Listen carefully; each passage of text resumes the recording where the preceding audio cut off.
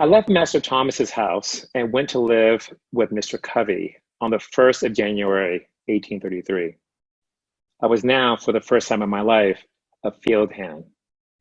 In my new employment, I found myself even more awkward than a country boy appeared to be in a large city. I had been at my new home but 1 week before Mr. Covey gave me a very severe whipping, cutting my back, causing the blood to run, and raising ridges on my flesh as large as my little finger. The details of this affair are as follows. Mr. Covey sent me very early in the morning of one of our coldest days in the month of January to the woods to get a load of wood. He gave me a team of unbroken oxen. He told me which was the in-hand ox and which was the off-hand one. He told me he then tied the end of a large rope around the horns of the in-hand ox and gave the other end of it and told me if the oxen started to run that I must hold upon the rope. I had never driven oxen before, and of course, I was very awkward. I, however, succeeded in getting to the edge of the woods with little difficulty, but I had got very few rods into the woods when the oxen took fright and started full tilt, carrying the cart against trees and over stumps in the most frightful manner. I expected every moment that my brains would be dashed out against the trees. After running thus a considerable distance, they finally upset the cart, dashing it with great force against a tree, and threw themselves into a dense thicket. How I escaped death, I do not know. There I was, entirely alone, in a thick wood, in a place new to me. My cart was upset and shattered. My oxen were entangled among the young trees, and there was none to help me. After a long spell of effort, I succeeded in getting my cart righted, my oxen disentangled, and again yoked to the cart. I now proceeded with my team to the place where I had, the day before, been chopping wood, and loaded my cart pretty heavily, thinking in this way to tame my oxen. I then proceeded on my way home. I had now consumed 1/2 of the day. I got out of the wood safely and now felt out of danger. I stopped my oxen to open the woods gate, and just as I did so, before I could get hold of my ox rope, the oxen again started rushing through the gate, catching it between the wheel and the body of the cart, tearing it into pieces and coming within a few inches of crushing me against the gatepost. Thus twice in one short day, I escaped death by the merest chance. On my return, I told Mr. Covey what had happened and how it happened. He ordered me to return to the woods again immediately. I did so, and he followed on after me. Just as I caught into the woods, he came up and told me to stop my cart, and that he would teach me how to trifle away my time and break gates. He then went to a large gum tree, and with his axe cut 3 large switches, and after trimming them up neatly with his pocket knife, he ordered me to take off my clothes. I made him no answer, nor did I strip myself.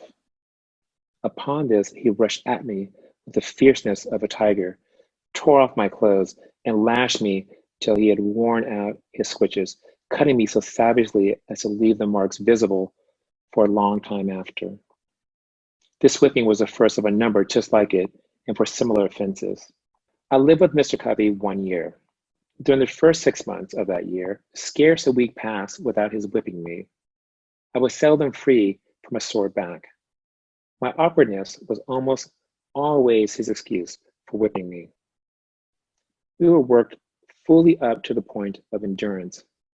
Long before day we were up, our horses fed, and by the first approach of day we were off to the field with our hoes and plowing teams. Mr. Covey gave us enough to eat, a scarce time to eat it. We were often less than 5 minutes taking our meals. We were often in the fields from the first approach of day till its last lingering ray had left us. And at saving fodder time, midnight often caught us in the field binding blades. Covey would be out with us. The way he used to stand it was this. He would come spend the most of his afternoons in bed. He would then come out fresh in the evening, ready to urge us on with his words, example, and frequently the whip. Mr. Covey was one of the few slaveholders who could and did work with his hands. He was a hard-working man. He knew by himself just what a man or boy could do. There was no deceiving him. His work went on in his absence almost as well as in his presence. And he had the faculty of making us feel that he was ever present with us. This he did by surprising us. He seldom approached the spot where we were at work openly, if he could do it secretly. He always aimed at taking us by surprise. Such was his cunning that we used to call him, among ourselves, the snake. When we were at work in the cornfield, he would sometimes crawl on his hands and knees to avoid detection. And all at once he would rise nearly in our midst and scream out, "Ha ha! Come, come, dash on, dash on." This being his mode of attack, it was never safe to stop a single minute. His comings were like a thief in the night. He appeared to us as being ever at hand. He was under every tree, behind every stump, in every bush, and at every window on the plantation. He would sometimes mount his horse, as if bound to St. Michael's, a distance of 7 miles, and in half an hour afterwards you would see him coiled up in the corner of the wood fence, watching every motion of the slaves. He would, for this purpose, leave his horse tied up in the woods. Again, he would sometimes walk up to us and give us orders as though he was upon the point of starting on a journey, turn his back upon us, and make as though he was going to the house to get ready. And before he would get halfway thither, he would turn short and crawl into a fence corner or behind some tree, and there watch us till the going down of the sun. Mr. Covey's forte consisted in his power to deceive. His life was devoted to planning and perpetuating the grossest deceptions. Everything he possessed in the shape of learning or religion, he made conform to his disposition to deceive. He seemed to think himself equal to deceiving the Almighty. He would make a short prayer in the morning and a long prayer at night, and, strange as it may seem, few men would at times appear more devotional than he. The exercises of his family devotions were always commenced with singing, and, as he was a very poor singer himself, the duty of raising the hymn generally came upon me. He would read his hymn and nod at me to commence. I would at times do so, at others I would not. My non-compliance would almost always produce much confusion. To show himself independent of me, he would start and stagger through with his hymn in the most discordant manner. In this state of mind, he prayed with more than ordinary spirit. Poor man, such was his disposition and success at deceiving. I do verily believe that he sometimes deceived himself into the solemn belief that he was a sincere worshiper of the Most High God, and this, too, at a time when he may be said to have been guilty of compelling his woman slave to commit the sin of adultery. The fact and the case are these. Mr. Covey was a poor man. He was just commencing in life. He was only able to buy one slave. And shocking as is the fact, he bought her, as he said, for a breeder. This woman was named Carolyn. Mr. Covey bought her from Mr. Thomas Lowe, about 6 miles from St. Michael's. She was a large, able-bodied woman, about 20 years old. She had already given birth to one child, which proved her to be just what he wanted. After buying her, he hired a married man, a Mr. Samuel Harrison, to live with him 1 year. In him, he used to fasten up with her every night. The result was that at the end of the year, the miserable woman gave birth to twins. At this result, Mr. Covey seemed to be highly pleased, both with the man and the wretched woman. Such was the joy, and that of his wife, that nothing they could do for Caroline during her confinement was too good or too hard to be done. The children were regarded as being quite an addition to his wealth. If at one time of my life more than another I was made to drink the bitterest dregs of slavery, that time was during the first 6 months of my stay with Mr. Covey. We were worked in all weathers. It was never too hot or too cold. It could never rain, blow, hail, or snow too hard for us to work in the field. Work, work, work was scarcely more the order of the day than of night. The longest days were too short for him, and the shortest nights too long for him. I was somewhat unimaginable when I first went there, but a few months of this discipline tamed me. Mr. Covey succeeded in breaking me. I was broken in body, soul, and spirit. My natural elasticity was crushed. My intellect languished. The disposition to read departed. The cheerful spark that lingered about my eye died. The dark night of slavery closed in upon me. And behold, a man transformed into a brute. Sunday was my only leisure time. I spent this in a sort of beast-like stupor between sleep and wake under some large tree. At times, I would rise up. A flash of energetic freedom would dart through my soul, accompanied with a faint beam of hope that flickered for a moment and then I sank down again, mourning over my wretched condition. I was sometimes prompted to take my life and that of Covey, but was prevented by a combination of hope and fear. My sufferings on this plantation seem now like a dream rather than a stern reality. Our house stood within a few rods of Chesapeake Bay, whose broad bosom was ever white with sails from every quarter of the habitable globe.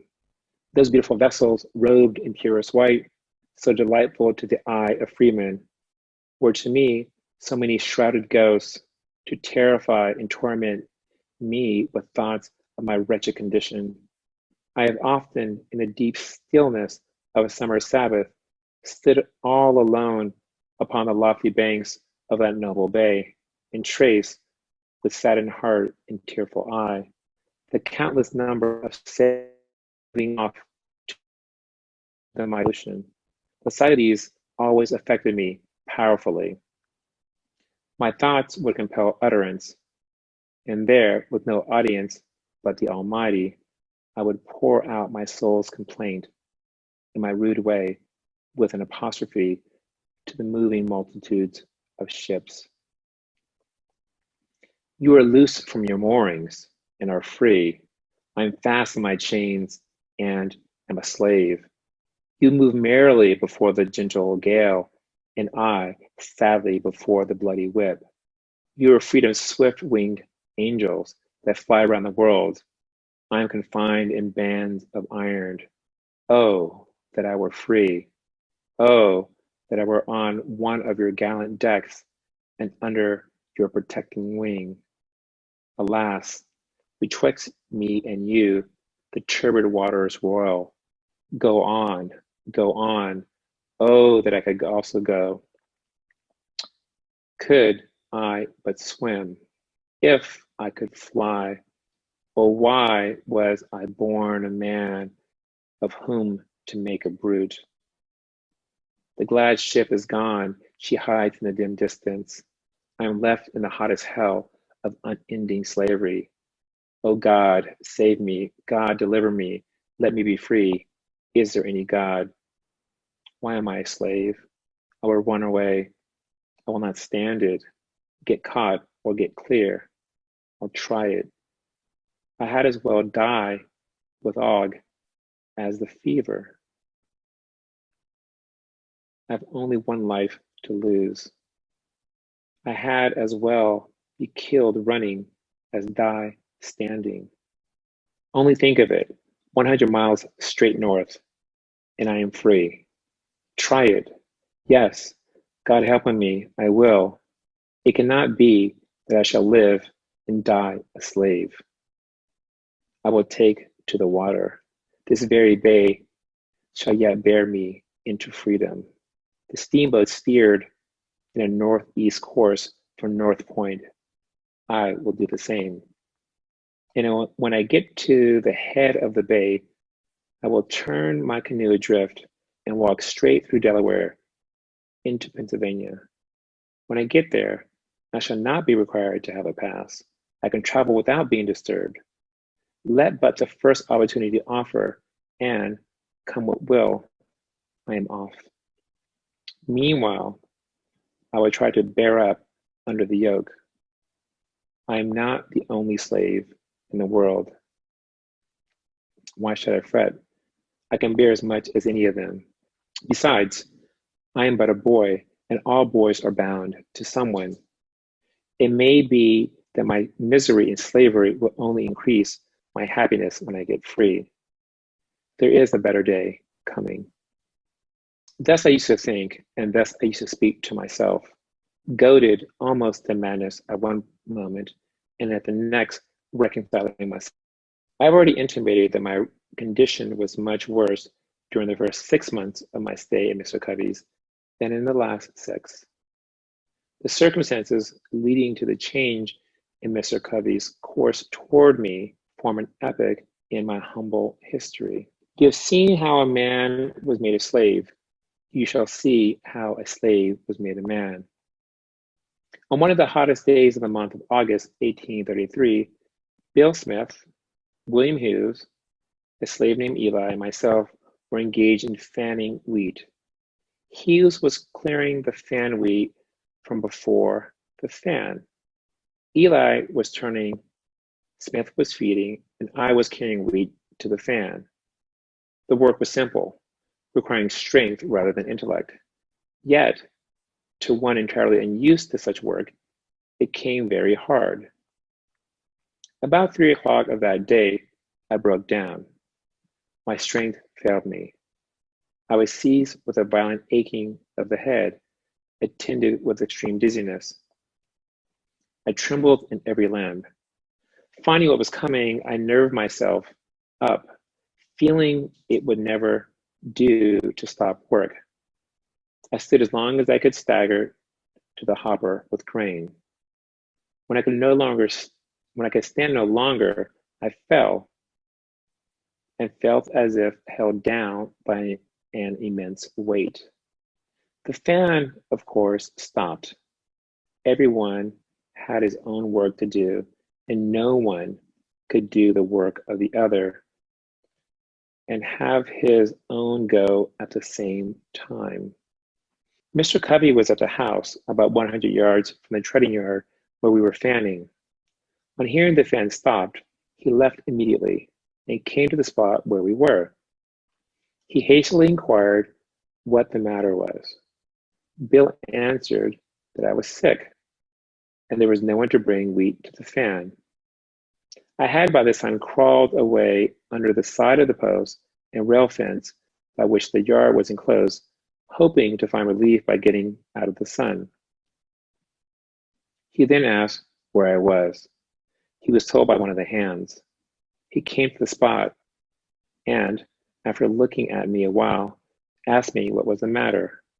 I told him as well as I could, for I scarce had strength to speak.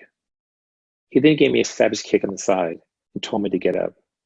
I tried to do so, but fell back in the attempt. He gave me another kick and again told me to rise. I tried again and succeeded and gaining my feet, but stooping to get the tub with which I was feeding the fan, I again staggered and fell. While down in the situation, Mr. Covey took up the hickory slat with which Hughes had been striking off the half-bushel measure, and with it gave me a heavy blow upon the head, making a large wound, and the blood ran freely, and with this again told me to get up. I made no effort to comply, having now made up my mind to let him do his worst. In a short time after receiving this blow, my head grew better. Mr. Covey had now left me to my fate. At this moment, I resolved, for the first time, to go to my master, enter a complaint, and ask his protection. In order to do this, I must that afternoon walk 7 miles, and this, under the circumstances, was a truly severe undertaking. I was exceedingly feeble, made so as much by the kicks and blows which I received as by the severe fits of sickness to which I had been subjected. I, however, watched my chance. While Covey was looking in an opposite direction and started for St. Michael's, I succeeded in getting a considerable distance on my way to the woods when Covey discovered me and called after me to come back, threatening what he would do if I did not come. I disregarded both his calls and his threats and made my way to the woods as fast as my feeble state would allow, and thinking I might be overhauled by him if I kept the road, I walked through the woods, keeping far enough from the road to avoid detection and near enough to prevent losing my way. I had not gone far before my little strength had failed me. I could go no further. I fell down and lay for a considerable time. The blood was yet oozing from the wound on my head. For a time, I thought I should bleed to death, and think now that I should have done so, but that the blood so matted my hair as to stop the wound. After lying there about 3/4 of an hour, I nerved myself up again and started on my way, through bogs and briars, barefooted and bareheaded, tearing my feet sometimes in nearly every step, and after a journey of about 7 miles, occupying some 5 hours to perform it, I arrived at Master's store. I then presented an appearance enough to affect any but a heart of iron. From the crown of my head to my feet, I was covered in blood. My hair was all clotted with dust and blood. My shirt was stiff with blood. I suppose I looked like a man who escaped a den of wild beasts and barely escaped them. In this state, I appeared before my master, humbly interposed to me for my protection. I told him all the circumstances as well as I could, and it seemed, as I spoke, at times to affect him. He would then walk the floor and seek to justify Covey by saying he expected I deserved it. He asked me what I wanted. I told him to let me get a new home, that as sure as I lived with Mr. Covey again, I should live with, but to die with him. That Covey would surely kill me. He was in a fair way for it. Thomas ridiculed the idea that there was any danger of Mr. Covey's killing me, and he said that he knew Mr. Covey, that he was a good man, and that he could not think of taking me from him, that should he do so, he would lose the whole year's wages, that I belonged to Mr. Covey for 1 year, and that I must go back to him, come what might, and that I must not trouble him with any more stories, or that he would himself get hold of me. After threatening me thus, he gave me a very large dose of salts, telling me that I might remain in St. Michael's that night, it being quite late, but that I must be off back to Mr. Covey's early in the morning, and that if I did not, he would get hold of me, which meant that he would whip me. I remained all night, and according to his orders, I started off to Covey's in the morning. Saturday morning, wearied in body and broken in spirit. I got no supper that night or breakfast in the morning. I reached Covey's about 9 o'clock, and just as I was getting over the fence that divided Mrs. Kemp's fields from ours, out ran Covey with his cowskin to give me another whipping. Before he could reach me, I succeeded in getting to the cornfield, and as the corn was very high, it afforded me the means of hiding. He seemed very angry and searched for me a long time. His behavior was altogether unaccountable. He finally gave up the chase, thinking, I suppose, that I must come home for something to eat. He would give himself no further trouble in looking for me. I spent that day mostly in the woods, having the alternative before me to go home and be whipped to death, or stay in the woods and be starved to death. That night, I fell in with Sandy Jenkins, a slave with whom I was somewhat acquainted. Sandy had a free wife who lived about 4 miles from Mr. Covey's, and it being Saturday, he was on his way to see her. I told him my circumstances, and he very kindly invited me to go home with him. I went home with him and talked this whole matter over and got his advice as to what course it was best for me to pursue. I found Sandy an old advisor. He told me with great solemnity I must go back to Covey, but that before I went, I must go with him to another part of the woods where there was a certain root which, if I would take some of it with me, carrying it always on my right side, would render it impossible for Mr. Covey or any other white man to whip me. He said he had carried it for years, and since he had done so, he had never received a blow and never expected to while he carried it. I at first rejected the idea. The simple carrying of a root in my pocket would have any such effect as he had said. I was not disposed to take it. But Sandy impressed the necessity with much earnestness, telling me it could do no harm if it did no good. To please him, I at length took the root and, according to his direction, carried it upon my right side. This was Sunday morning. I immediately started for home, and upon entering the yard came Mr. Covey on his way to the meeting. He spoke very kindly, bade me to drive the pigs from the lot nearby and pass on towards the church. Now, this singular conduct of Mr. Covey really made me begin to think that there was something in the root which Sandy had given me. And had it been on any other day than Sunday, I could have attributed the conduct to no other cause than the influence of the root. And as it was, I was half inclined to think the root to be something more than I at first had taken it to be. All went well till Monday morning. On this morning, the virtue of the root was fully tested. Long before daylight, I was called to go and rub, curry, and feed the horses. I obeyed and was glad to obey. But whilst thus engaged, whilst in the act of throwing down some blades from the loft, Mr. Covey entered the stable with a long rope. And just as I was half out of the loft, he caught hold of one of my legs and was about tying me. As soon as I found what he was up to, I gave a sudden spring, and as I did so, he holding to my legs, I was brought sprawling to the stable floor. Mr. Covey seemed now to think he had me and could do what he pleased, but at this moment, from whence came the spirit, I don't know.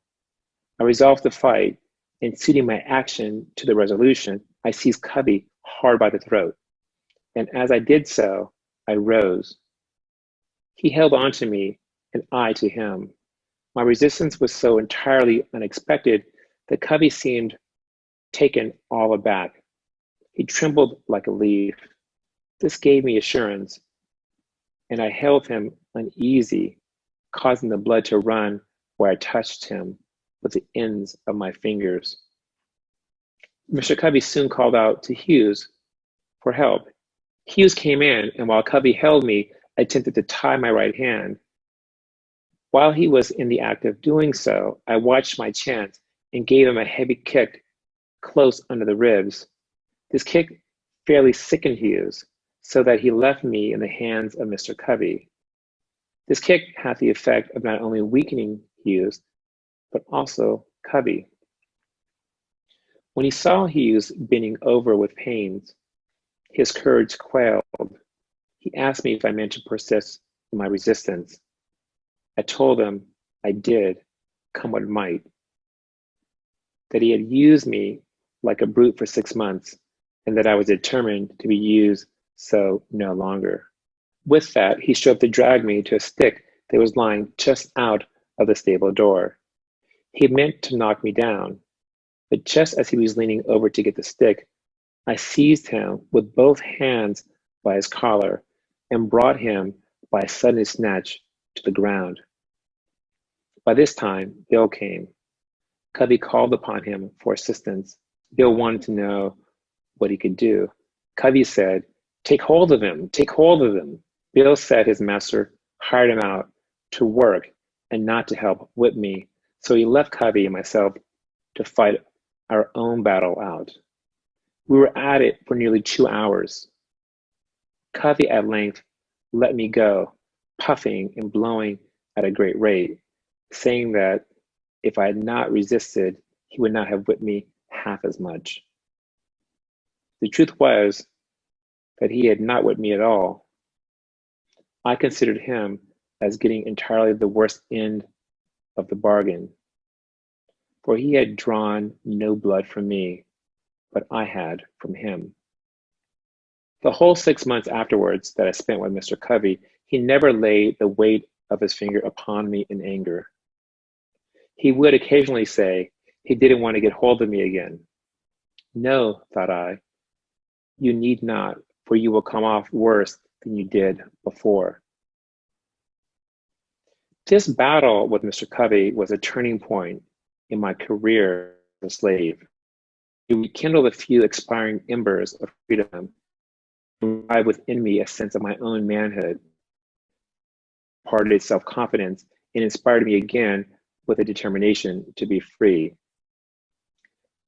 Afforded by the triumph was a full compensation for whatever else itself. He can only understand the deep satisfaction which I experienced who has himself repelled by the force the bloody arm of slavery. I felt as I never felt before. It was a glorious resurrection, from the tomb of slavery to the heaven of freedom. My long crushed spirit rose, cowardice departed, bold defiance took its place. I had now resolved that, however long I might remain a slave in form, the day had passed forever when I could be a slave in fact. I did not hesitate to let it be known of me that the white man who expected to succeed in whipping me might also succeed in killing me. From this time, I was never again what might be called fairly whipped, though I remained a slave 4 years afterwards. I had several fights, but was never whipped. It was for a long time a matter of surprise to me why Mr. Covey did not immediately have me taken by the constable to the whipping post, and there regularly whipped for the crime of raising my hand against a white man in defense of myself.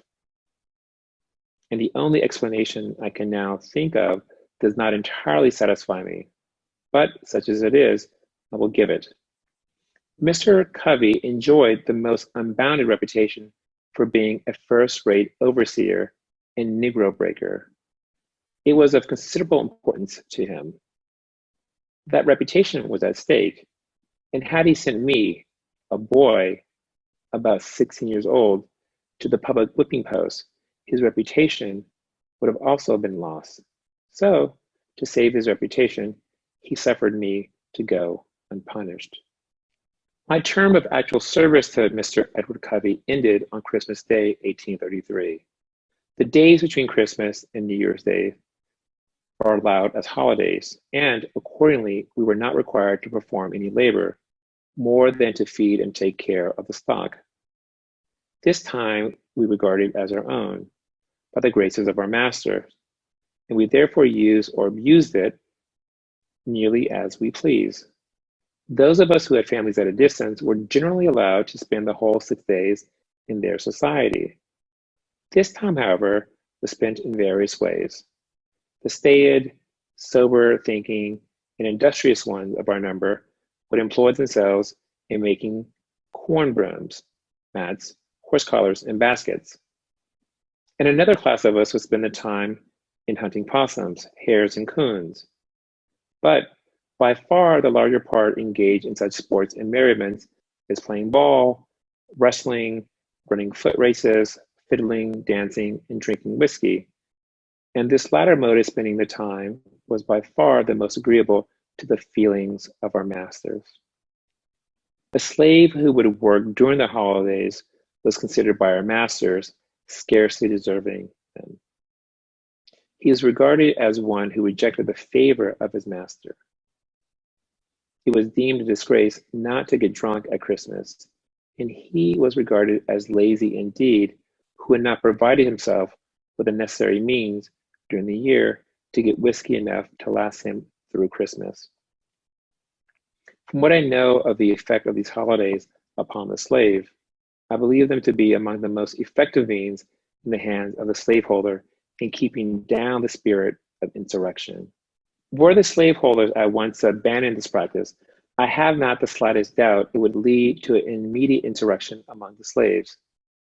These holidays serve as conductors or safety valves to carry off the rebellious spirit of enslaved humanity. But for these, the slave would be forced up to the wildest desperation, and woe betide the slaveholder the day he ventures to remove or hinder the operation of these conductors. I warn him that in such an event, a spirit will go forth in their midst, more to be dreaded than the most appalling earthquake. The holidays are part and parcel of the gross fraud, wrong, and inhumanity of slavery. They are professedly a custom established by the benevolence of the slaveholders. But I undertake to say it is the result of selfishness and one of the grossest frauds committed upon the downtrodden slave.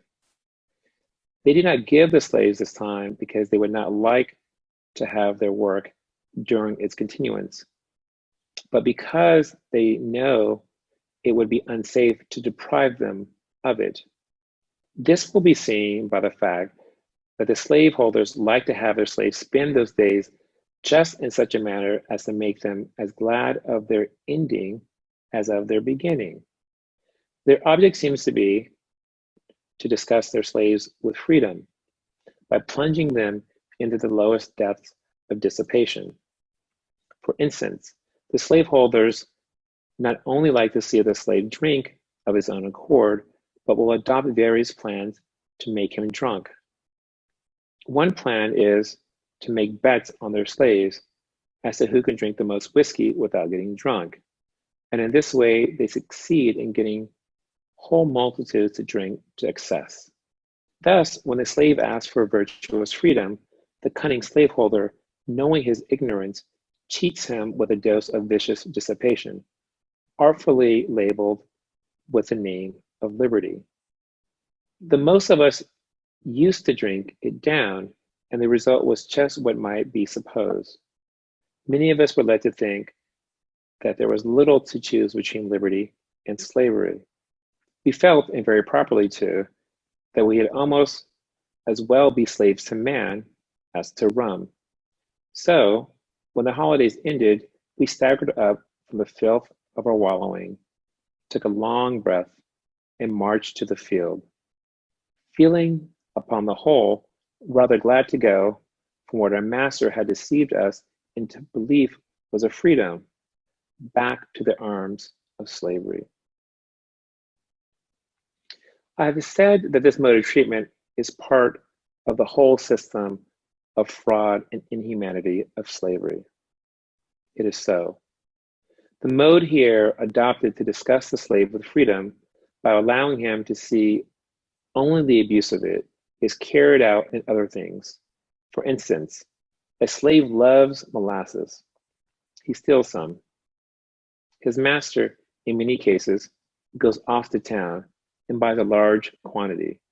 He returns, takes his whip, and commands the slave to eat the molasses until the poor fellow is made sick at the very mention of it. The same mode is sometimes adopted to make the slave refrain from asking for more food than the regular allowance. The slave runs through his allowance and applies for more. His master is enraged at him, but, not willing to send him off without food, gives him more than is necessary and compels him to eat within a given time. Then, if he complains that he cannot eat, he is said to be satisfied, neither full nor fasting, and is whipped for being hard to please. I have an abundance of such illustrations of the same principle, drawn from my own observation, but think the cases I have cited sufficient. The practice is a very common one.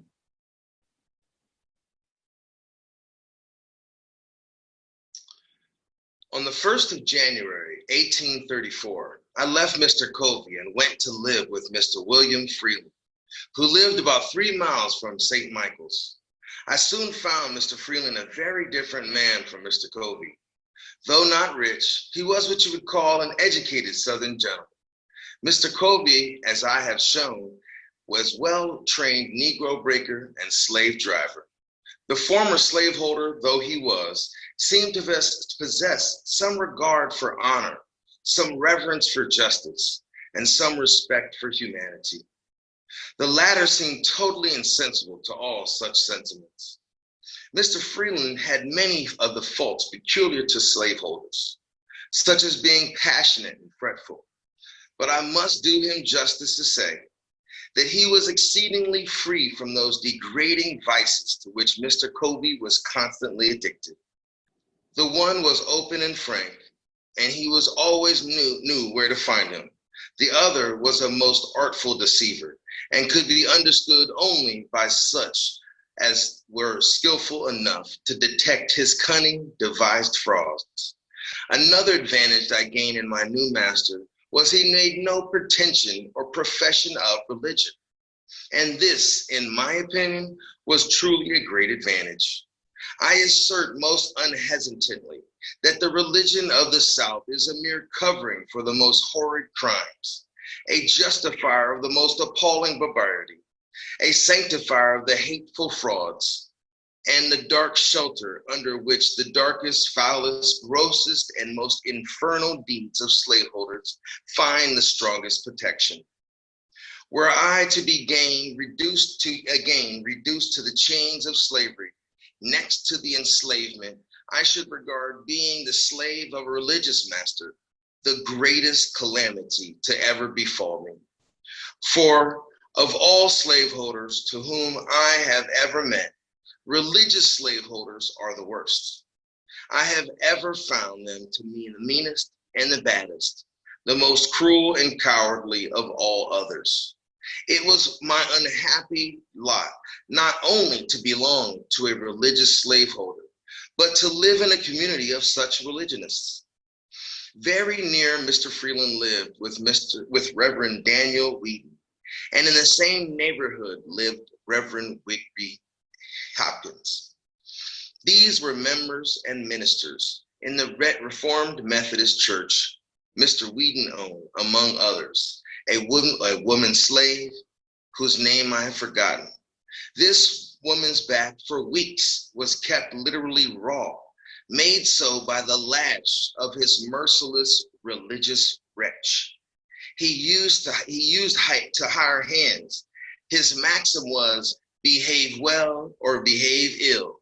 It is the duty of a master occasionally to whip a slave, to remind him of his master's authority.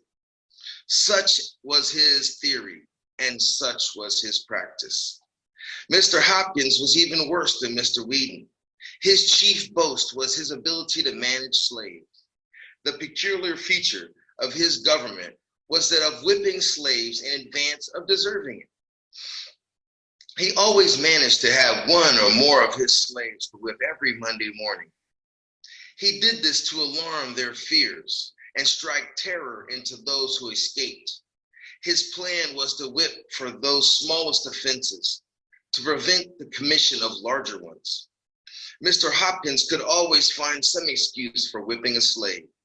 It would astonish one unaccustomed to a slaveholding's life to see with what wonderful ease a slaveholder could find things of which to make occasion to whip a slave.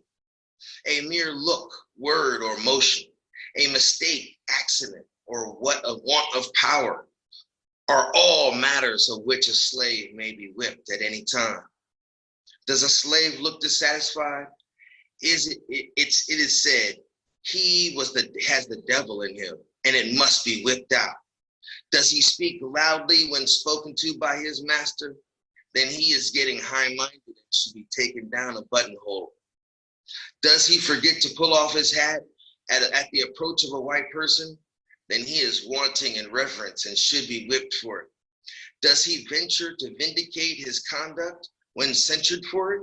Then he is guilty of imprudence, one of the greatest crimes of which a slave can be guilty. Does he ever venture to suggest a different mode of doing things from that pointed out by his master? He indeed is presumptuous and getting above himself, and nothing less than flogging will do for him. Does he, while plowing, break a plow, or while hoeing, break a hoe? It is owning to his carelessness. For it, a slave must always be whipped. Mr. Hopkins could always find something of this sort to justify the use of the lash, and he seldom failed to embrace such opportunities. There was not a man in the whole country with whom the slaves who had the getting their own home would not prefer to live rather than with Reverend Mr. Hopkins. And yet there was not any around who made higher professions of religion, was more active in revivals, more attentive to the class, love fest, prayer, and preaching meetings, or more devotional in his family that prayed early, later, louder, and longer than this same revived slave driver, Rigby Hopkins. But to return to Mr. Freeland and to my experience while in his employment, he, like Mr. Covey, gave us enough to eat, but unlike Mr. Covey, he always gave us sufficient time to take our meals. He worked us hard, but always between sunrise and sunset. He required a good deal of work to be done, but gave us good tools with which to do the work. His farm was large, but he employed hands enough to work it, and with ease compared to many of my neighbors. My treatment while in his employment was heavily compared with what I experienced in the hands of Edward Covey. Mr. Freeland was himself the owner of but 2 slaves. Their names were Henry Harris and John Harris. The rest of his hands he hired. These consisted of myself, Sandy Jenkins, Astrid, and Handy Cardwell. Henry and John were quite intelligent, and in a very little while after I went there, I succeeded in creating them a very strong desire to learn to read. The desire soon sprang up in others around also. They were very soon mustered up some old spelling books, and nothing would do but that I must keep a Sabbath school. I agreed to do so, and accordingly devoted my Sundays to teaching these loved fellow slaves how to read. Neither of them knew of his letters when I went there. Some of the slaves of the neighboring farms found what I was going on and also availed themselves of this little opportunity to learn to read. I was understood among all who came that there must be little display about it as possible. It was necessary to keep our religious masters at St. Michael's unaccompanied to the fact that instead of spending the Sabbath in wrestling, boxing, or drinking whiskey, we were trying to learn how to read the will of God. For they had much rather see us engaged in those degrading sports than to see us behaving like intellectual, moral, and accountable beings. In my blood boils as I think of the bloody manner in which Masters, Wright, Fairbanks, and Garrison West, both class leaders, in connection with many others, rushed in upon us with sticks and stones and break up our virtuous little Sabbath school. At St. Michael's, all calling themselves Christians, horrible followers of the Lord Jesus Christ. But I am again digressing. I held my Sabbath school at the house of a free colored man, whose name I deem it imprudent to mention, for it shouldn't be known. It might embarrass him greatly, though the crime of holding the school was committed 10 years ago.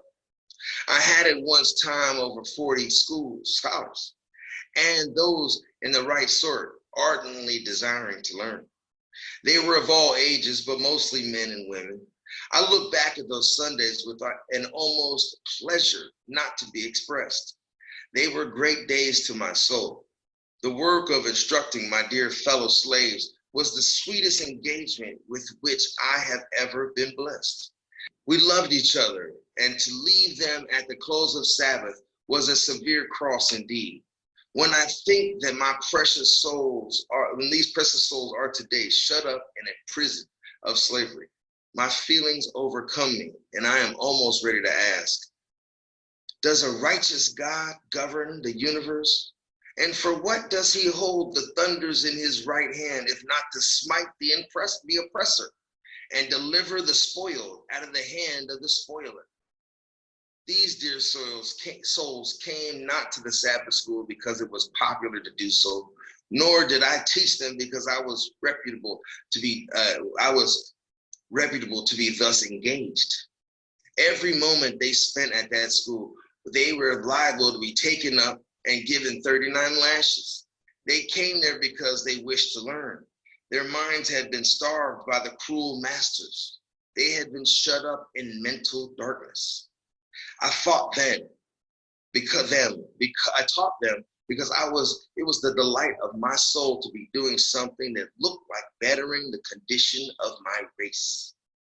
I kept up my school nearly a whole year. I lived with Mr. Freeland, and besides my Sabbath school, I devoted 3 evenings in the week during the winter to teaching the slaves at home. I had the happiness to know that several of those who came to the Sabbath school learned how to read, and that one at least is now free through my agency. The year passed off smoothly. It seemed only about half as long as the year it preceded it. I went through it without receiving a single blow. I will give Mr. Freeland the credit of being the best master I've ever had, till I became the master of myself. For the ease with which I passed that year, I was, however, somewhat indebted to the society of my fellow slaves. They were noble souls. They were not only possessed loving hearts, but brave ones. We were linked and interlinked with each other. I loved them with a love stronger than anything I have experienced since. It is something said that we slaves do not love and confide in each other. In answer to this assertion, I can say I never loved any or confided in any people more than my fellow slaves, and especially those with whom I lived at Mr. Freeland's.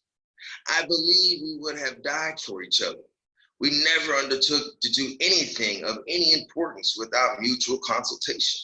We never moved separately. We were one, and as such, to do so, our tempers and dispositions, as by the mutual hardships to which we were necessarily subjected by our condition as slaves. At the close of the year 1934, Mr. Freeland again hired me of my master for the year of 1835.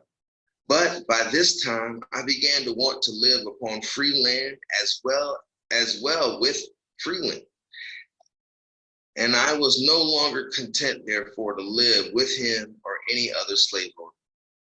I began with the commencement of the year to prepare myself for the final struggle, which should decide my fate one way or another. My tendency was upward. I was fast approaching manhood, and year after year had passed, and I was still a slave. These soft thoughts roused me. I must do something. I therefore resolved that 1835 should not pass without witnessing an attempt on my part to secure my liberty. But I was not willing to cherish such a determination alone. My fellow slaves were dear to me. I was anxious to have them participate in this with me. My life-giving determination.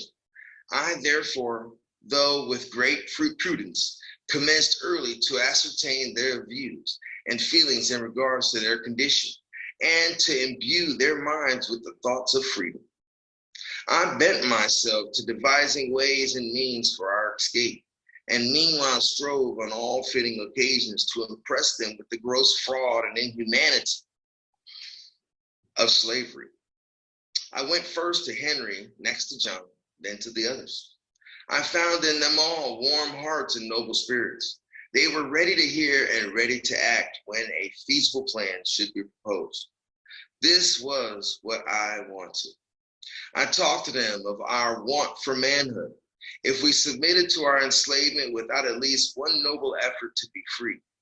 We met often and consulted frequently and told our hopes and fears, recounted difficulties, real and imagined, which we should be called upon to meet. At times, we were almost disposed to give up and try to content ourselves with our wretched lot. At other times, we were firm and unbending in our determination to go. Whenever we struggled in any plan, there was shrinking. The odds were fearful. Our path was beset with the greatest of obstacles. And if we succeeded in gaining the end of it, our right to be free was yet questionable. We were yet liable to be returned to bondage. We could see no spot this side of the ocean where we could be free. We knew nothing about Canada.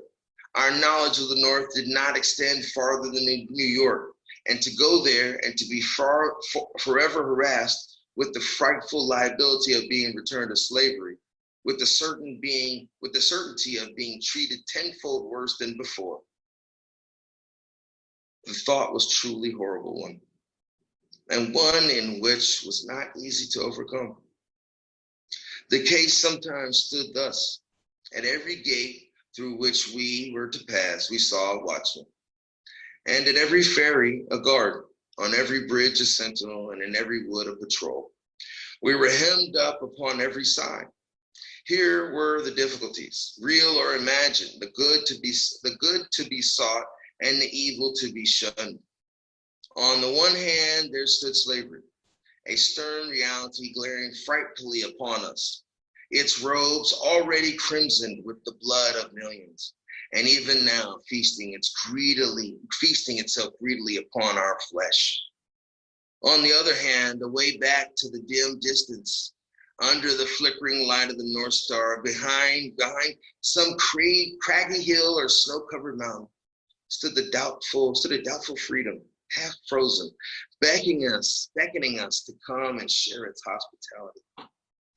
This itself was sometimes even enough to stagger us. But when we permitted ourselves to survey the road, we were frequently appalled. Upon either side, we saw grim death, assuming most horrid shapes. Now it was starvation, causing us to eat our own flesh. Now we were contending with the waves. We were drowning. Now we were overtaken, torn to the pieces by the fangs of a terrible bloodhound. We were stung by scorpions, chased by wild beasts, bitten by snakes, and finally then having nearly reached the desired spot, after swimming the rivers, encountering the wild beasts, sleeping in the woods, suffering hunger and nakedness, we were overtaken by our pursuers. And in our resistance, we were shot dead upon the spot. I say this picture sometimes appalled us, and it made us rather bear those ills we had than fly to others that we know not of. In coming to a fixed determination to run away, we did more than Patrick Henry. We resolved upon liberty or death. With us, it was a doubtful liberty at most, and almost certain death if failed. For my part, I should prefer death to hopeless bondage. Sandy, one of our number, gave up the notion, but still encouraged us. Our company then consisted of Henry Harris, John Harris, Henry Bailey, Charles Roberts, and myself. Henry Bailey was my uncle and belonged to my master. Charles married my aunt. He belonged to my master's father-in-law, and Mr. William Hamilton. The plan we finally concluded upon was to get a large canoe belonging to Mr. Hamilton, and upon the Saturday night previous to Easter holiday, paddle directly to the Chesapeake Bay. On our arrival at the head of the bay, a distance of 70 or 80 miles from where we lived, it was proposed to turn the canoe adrift and follow the guidance of the North Star till we got beyond the limits of Maryland. Our reasoning for taking the water route was that we were less liable to be suspected as runaways. We hoped would be regarded as fishermen, whereas if we should take the land route, we should be subjected to interruptions of almost every kind. Anyone having a white face and being disposed could stop us and subject us to examination.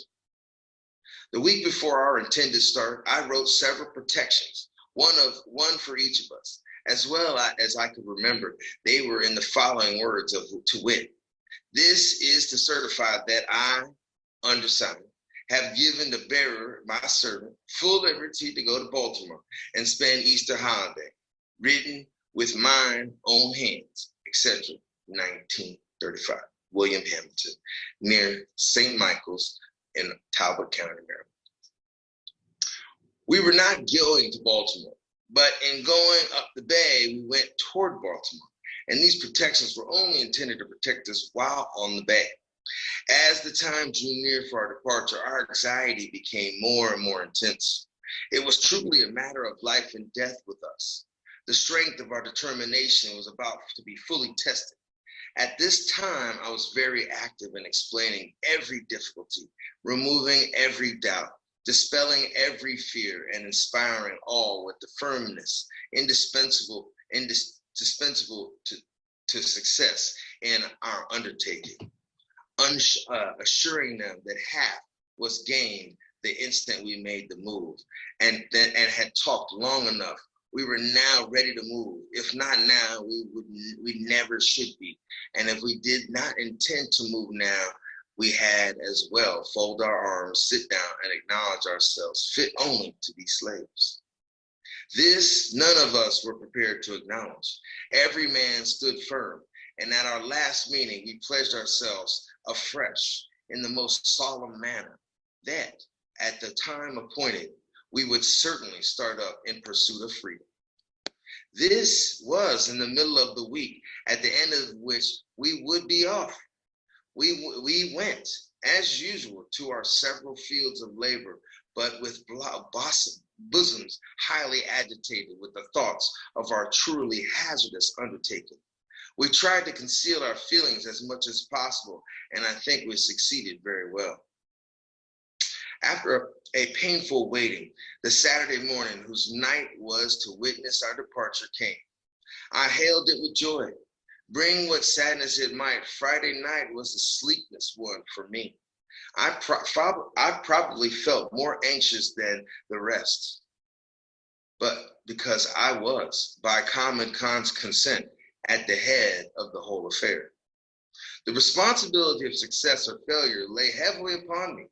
The glory of the one and the confusion of the other were alike mind. The first 2 hours at the morning were such as I never experienced before, and hope never again. Early in the morning, I went, as usual, to the field.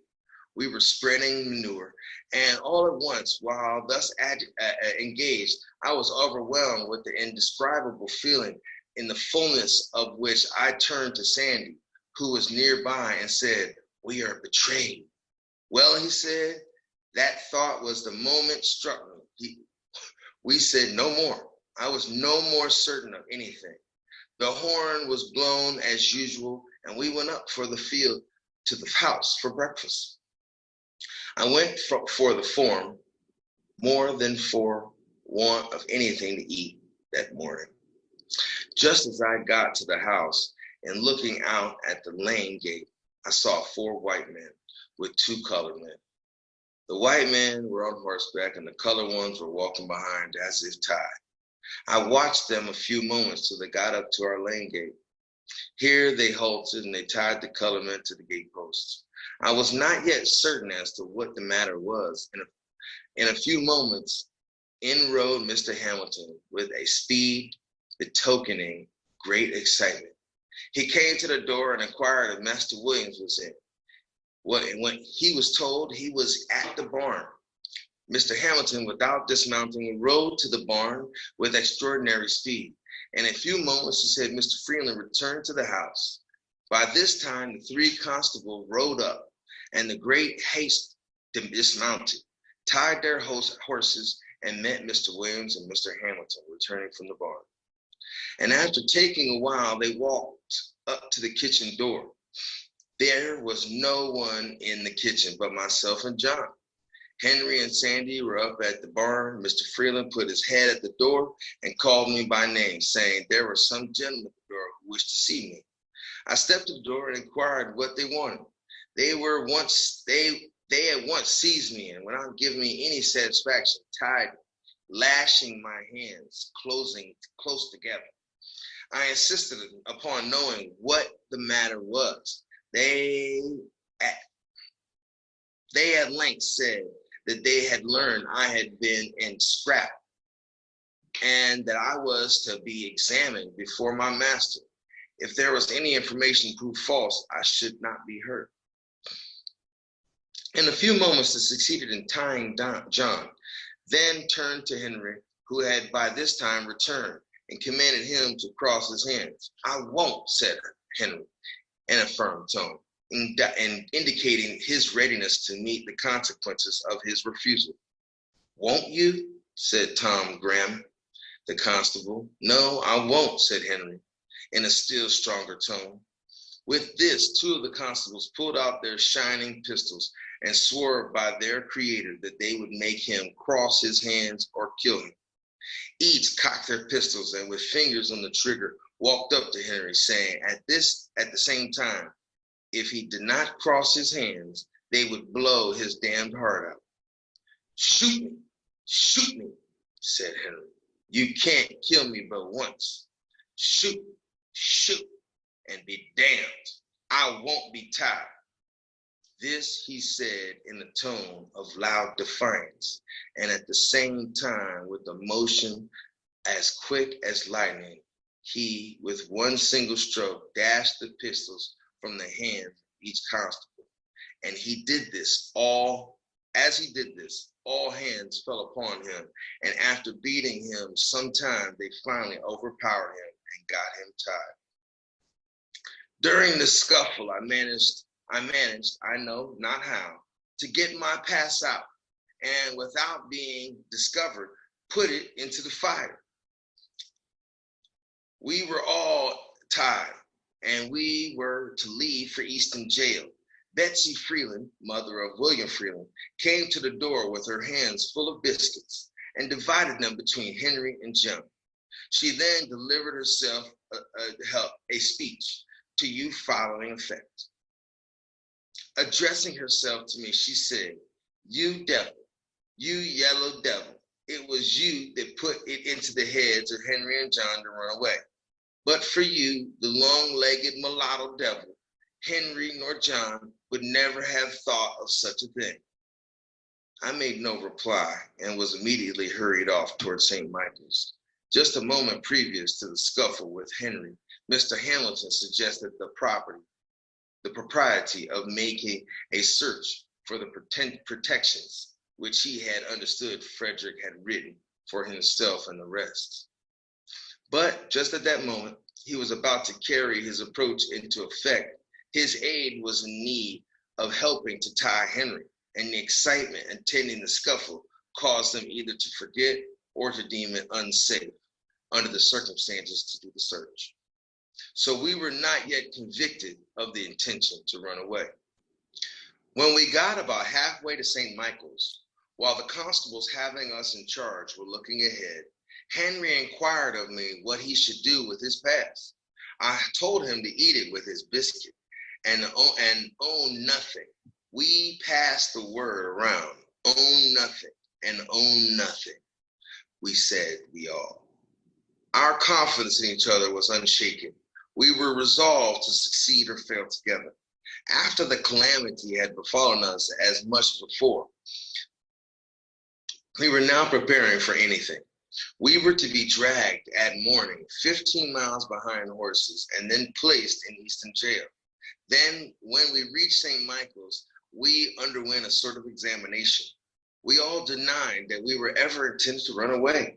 We did this more to bring out the evidence against us than from any hope of getting cleared of being sold. For, as I had said, we were ready for that. And the fact was, we cared but little where we went. So we went together. Our greatest concern was about separation. We dreaded that more than anything this side of death. We found the evidence against us to be the testimony of one person. Our master would not tell us who it was, but it came to an anonymous decision among ourselves as to whom the informant was. We were sent off to Easton jail. When we got there, we were delivered up to the sheriff, Mr. Joseph Graham, and by him placed in jail. Henry, John, and myself were placed in one room together, Charles, Henry, and Bailey in another. Their object in separation was to hinder concert. We had been in jail scarcely 20 minutes when a swarm of slave traders and agents for slave traders flocked into the jail to look at us and to ascertain that we were for sale. Such a set of beings I never saw before. I felt myself surrounded by so many friends from perdition. A band of pirates never looked more like their father, the devil. They'd laughed and grinned over us, saying, "Oh, boys, we have got you, haven't we?" And after taunting us in various ways, they one by one went into the examination of us with the intent to ascertain our value. They would imprudently ask us if we would not like to have them for our master. We would make them no answer and leave them to find out as best they could. Then they could curse and swear at us, telling us that they could take the devil out of us in every little while if we were only in their hands. While in jail, we found ourselves in much more comfortable quarters than we expected when we went there. We did not get much to eat, nor that which was very good, but we had a good clean room, from the windows of which we could see what was going on in the street, which was very much better than those we had been placed in one of the dark, damp cells. Upon the whole, we got along very well, so far as the jail and its keeper were concerned. Immediately after the holidays were over, contrary to all expectations, Mr. Hamilton and Mr. Freeland came up to the Easton and took Charles and the two Henrys and John out of jail and carried them home, leaving me alone. I regarded this separation as a final one. It caused me more pain than anything else in the whole transaction. I was ready for anything rather than separation. I suppose that they had consulted together and had decided that as I was the whole cause of the intention of the others to run away, it was hard to make the innocent suffer with the guilty, and that they had therefore concluded to take the others and to sell me as a warning to the others that remained.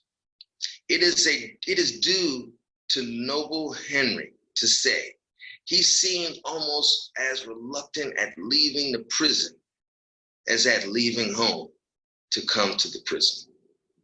But we knew we should, in all probability, be separated. If we were sold, and since he was in their hands, he concluded to go peacefully at home. I was now left to my fate. I was all alone and within the walls of a stone prison. But a few days before, I was full of hope. I expected to have been safe in the land of freedom, but now I was covered with gloom, sunk down to the utmost despair. I thought the possibilities of freedom were gone. I was kept in this way about a week, at the end of which Captain Aud, my master, to my surprise and utter astonishment, came up and took me out, with the intention of sending me with a gentleman of his acquaintance into Alabama. But from some cause or another, he did not send me to Alabama, but concluded to send me back to Baltimore to live again with his brother Hugh and learn to trade. Thus, after an absence of 3 years and 1 month, I was once more permitted to return to my old home of Baltimore. My master sent me away because there existed against me a very great prejudice in the community, and he feared I might be killed. In a few weeks after I went to Baltimore, Master Hugh hired me to Mr. William Gardner, an extensive shipbuilder on Fells Point. I was put there to learn how to caulk. I, however, proved to be unfavorably placed for the accomplishment of this object. Mr. Gardner was engaged that spring in building 2 large man-of-war brigs, professed for the Mexican government. The vessels were to be launched in July of that year, and in failure thereof, Mr. Gardner was to lose a considerable sum, so that when I entered, all was hurry. There was no time to learn anything. Every man had to do that which he knew how to do. In entering the shipyards, my orders from Mr. Gardner were to do whatever the carpenters commanded me to do. This was placing me in the beck and call of about 75 men. I was to regard all these men as masters. Their word was to be my law.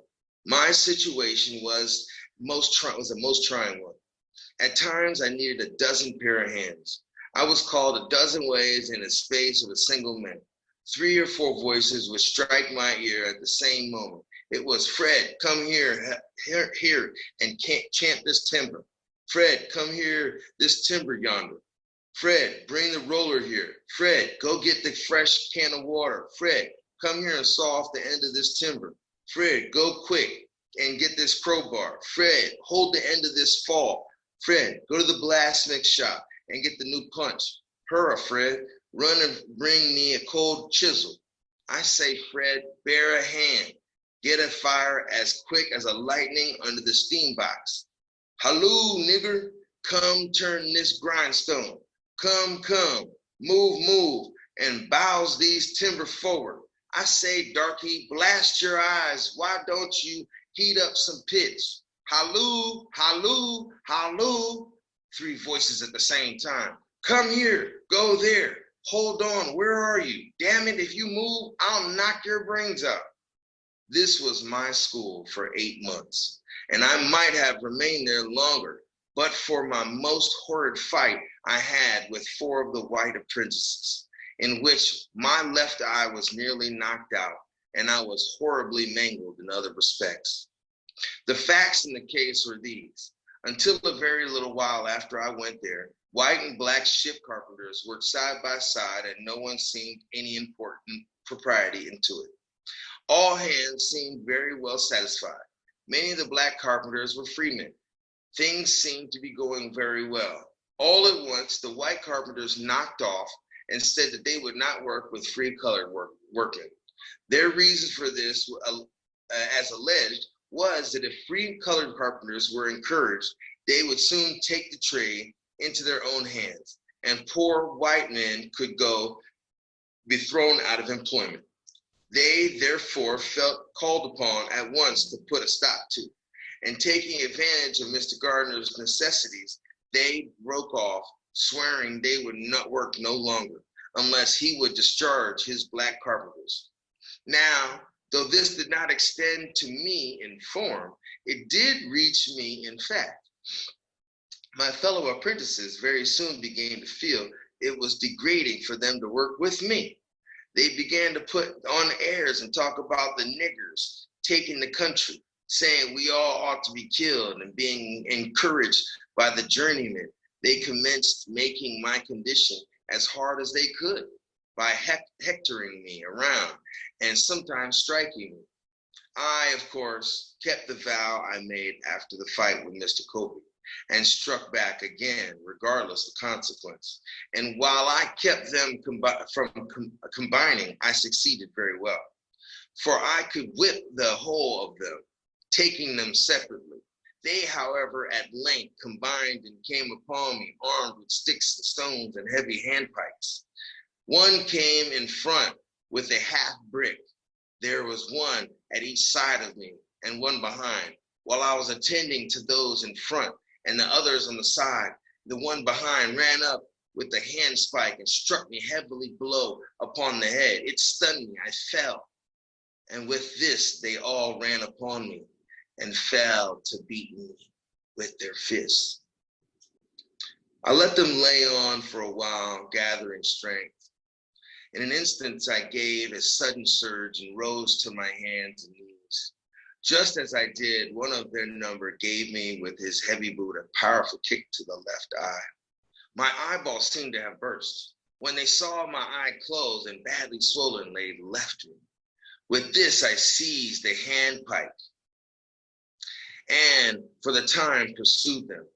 But here the carpenters interfered, and I thought might as well give it up. I was impossible to stand by my hands against so many.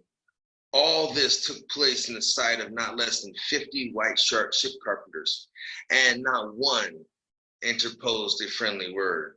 But some cried, "Kill the damned nigger, kill him, kill him. He struck a white person."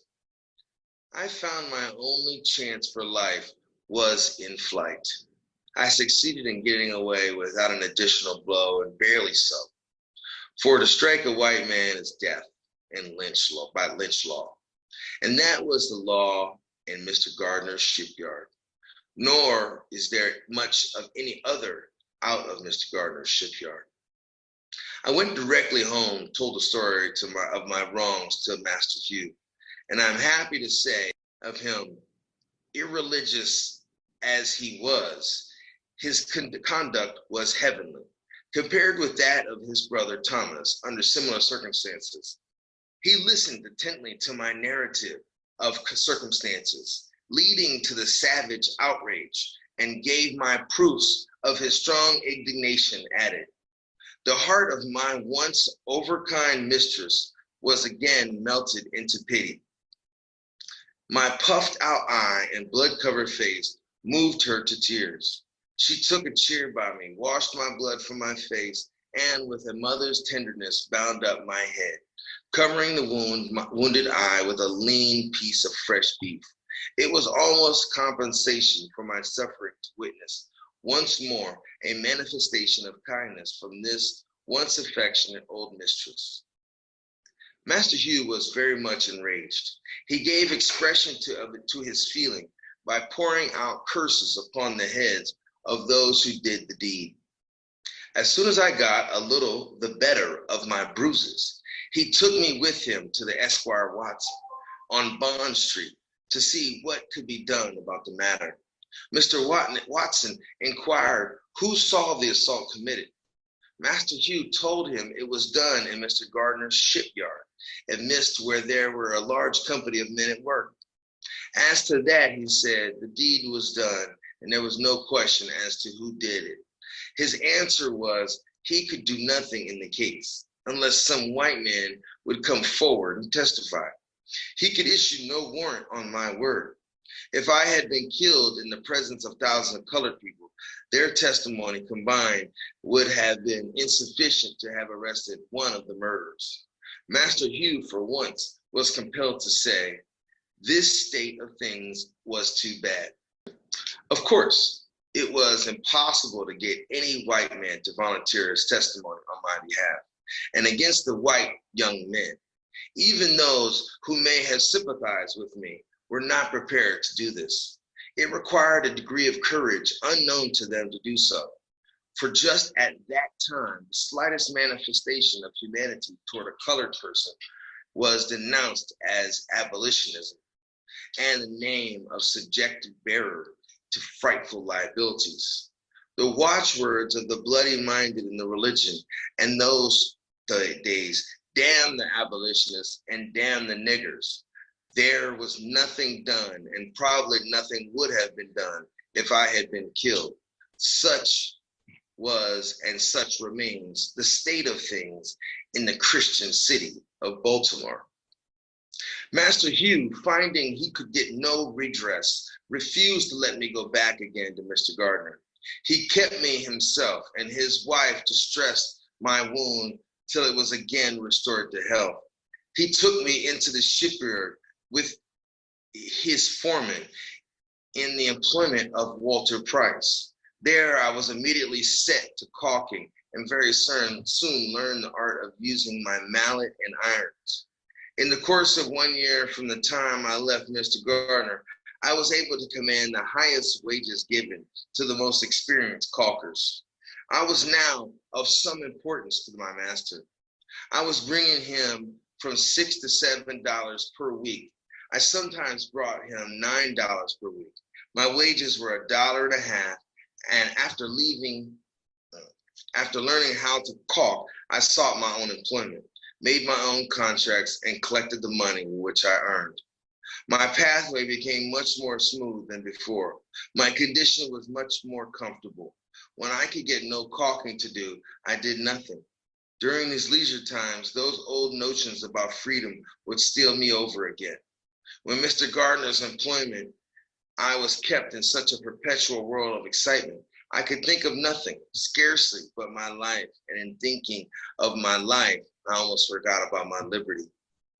I have observed that this is my experience of slavery, that whenever my condition was improved, instead of increasing my contentment, it only increased my desire to be free and set me to thinking of plans to gain my freedom. I found that to make a contented slave is to necessarily make a thoughtless one. It is necessary to darken his moral and mental vision, and as far as possible, annihilate the power of reason. He must be able to detect no inconsistencies in slavery. He must be made to feel that slavery is right, and he can be brought to that only when he ceases to be a man. I was now getting, as I had said, $1.50 per day. I contracted for it. I earned it. It was paid to me. It was rightfully mine. Yet upon each returning Saturday night, I was compelled to deliver every cent of that money to Master Hugh. And why? Not because he earned it, not because he had any hand in earning it, not because I owed it to him, nor because he possessed the slightest shadow of a right to it, but solely because he had the power to compel me to give it up. The right of the grim-visaged pirate upon the high seas is exactly the same.